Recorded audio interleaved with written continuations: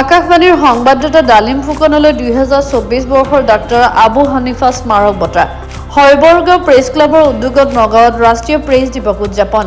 Press দিৱসৰ এই কাৰ্যসূচীত আকাশবাণীৰ সংবাদদাতা ডালিম ফুকনলৈ হয়বৰগাঁও প্ৰেছ ক্লাবৰ 2024 বৰ্ষৰ ডাক্তৰ আবু হানিফা স্মাৰক বঁটা প্ৰদান কৰা হয়।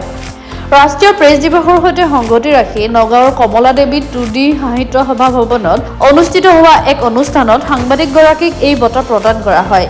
উল্লেখ্য যে নগাঁও প্ৰেছ ক্লাবৰ প্ৰতিষ্ঠাপক সভাপতি ডাক্তৰ আবু হানিফাৰ স্মৃতিত যোৱা বছৰৰ পৰা হয়বৰগাঁও প্ৰেছ ক্লাবৰ সৌজন্যত এই বঁটা প্ৰদান কৰিবলৈ লোৱা হৈছে।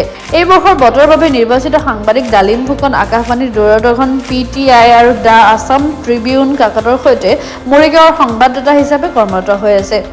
আনহাতে একেটি অনুষ্ঠানতে 60ৰ দশকত ৰাষ্ট্ৰীয় প্ৰেক্ষাপটত অনুষ্ঠান পৰিৱেশন কৰি খ্যাতি অৰ্জন কৰিবলৈ সক্ষম হোৱা নগাঁৱৰ প্ৰসিদ্ধ বাঁহীবাদক পাই দাসৰ এক বিশেষ সোঁৱৰণৰো আয়োজন কৰা হয়। ৰাষ্ট্ৰীয় প্ৰেছ দিৱসৰ কাৰ্যসূচীত নগাঁও সাহিত্য সভাৰ প্ৰাক্তন সভাপতি পৰাণ কুমাৰ বৰুৱা, প্ৰাক্তন বিধায়ক গিৰীন্দ্ৰ কুমাৰ বৰুৱা প্ৰমুখ্যে বিশিষ্ট ব্যক্তিসকল উপস্থিত থাকে। অনুভৱ মানে আচলতে নগাঁৱৰ বিশিষ্ট শিক্ষাবিদ প্ৰয়াত ডক্টৰ আবু হানিফা ছাৰৰ স্মৃতিত হয়বৰগাঁও প্ৰেছ ক্লাবে পূৰ্বৰে পৰা দি অহা বঁটাটি এইবাৰ আমাৰ প্ৰতি আগবঢ়োৱা হৈছে। আমি আনন্দিত হৈছোঁ। লগে লগে নগাঁও প্ৰেছ ক্লাবৰ প্ৰতিষ্ঠাপক সভাপতি ডক্টৰ আবু হানিফাৰ কৰ্মৰাজি সম্পৰ্কে আৰু আলোচনা হ'ব লাগে আৰু তেখেতৰ যিখিনি কৰ্মৰাজি, বিশেষকৈ সাংবাদিকতাৰ এটা স্তৰৰ সময়ত নগাঁৱত তেওঁ যি কাম কাজ কৰিছিল, তেওঁৰ কৰ্মকাণ্ডখিনিৰ সঠিক অধ্যয়ন হ'ব লাগে বুলি মই অনুভৱ কৰোঁ। আজিৰ দিৱসত মই এইটোৱে অনুভৱ কৰিছোঁ। আচলতে এটা প্ৰত্যাহ্বানৰ সন্মুখত প্ৰেছৰ মানুহখিনি আছে।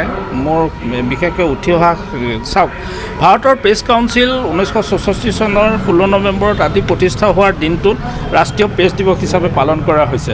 অথচ ইলেক্ট্ৰনিক মিডিয়াত যিসকল লোক আমাৰ কৰ্মৰত হৈ আছে গোটেই ভাৰতত, তেখেতসকলৰ কাৰণে এটা মিডিয়া কাউন্সিল গঠন কৰিব লাগে বুলি সৰ্বভাৰতীয় সাংবাদিক সংস্থাসকলে দাবী কৰি আহিছিলে, যাতে তেখেতসকলৰ পাৰিশ্ৰমিক, তেখেতসকলে কাম কৰা মৰ্যাদা, তেখেতসকলৰ কৰ্মত নিৰাপত্তা সুনিশ্চিত কৰাৰ বাবে এখন আইনৰ প্ৰয়োজন আছিল, যিটো কথা কেন্দ্ৰীয় চৰকাৰ বা ৰাজ্য চৰকাৰে আজিলৈকে এইটো কৰা নাই। গতিকে আপোনাৰ সংবাদৰ কৰ্মক্ষেত্ৰখনত সাংবাদিকসকলৰ নিৰাপত্তা আৰু তেখেতসকলৰ আৰ্থিক যদি নিৰাপত্তা নাথাকে, পাৰিশ্ৰমিকৰ ক্ষেত্ৰত যদি নিৰাপত্তা নাথাকে, তেতিয়াহ'লে কেৱল প্ৰেছ দিৱস পাতিয়ে আমি আমাৰ লক্ষ্য উপনীত হ'ব নোৱাৰোঁ। গতিকে আমাৰ বিশেষকৈ মই নেশ্যনেল ইউনিয়ন অফ জাৰ্নেলিষ্ট ইণ্ডিয়াৰ লগত জড়িত আমাৰ সংগঠনটোৱে আৰু ৰাষ্ট্ৰীয় কেইবাটাও সংগঠনে কেন্দ্ৰীয় চৰকাৰক বাৰে বাৰে কৈ আহিছে যে এখন মিডিয়া কাউন্সিল গঠন কৰি ইলেক্ট্ৰনিক মিডিয়াৰ যিসকল কৰ্মৰত সাংবাদিক, তেখেতসকলৰো কৰ্মৰ যাতে স্বীকৃতিটো দিয়া হয়, তেখেতসকলৰ আৰ্থিক নিৰাপত্তা দিয়া হয়, তেখেতসকলৰ কৰ্মত যাতে নিৰাপত্তা থাকে, এই ব্যৱস্থাটো সুনিশ্চিত কৰিবলৈ আজি এই প্ৰেছ দিৱসত মই মুকলিভাৱে আহ্বান জনাইছোঁ। আমি বিগত বৰ্ষৰ পৰা নগাঁৱৰ সংবাদ জগতৰ অন্যতম এগৰাকী বাটকটীয়া সাংবাদিক প্ৰয়াত আবু হানিফা ছাৰৰ সোঁৱৰণত এক স্মাৰক সাংবাদিক বঁটা আমি প্ৰদান কৰাৰ ব্যৱস্থা ৰাখিছোঁ।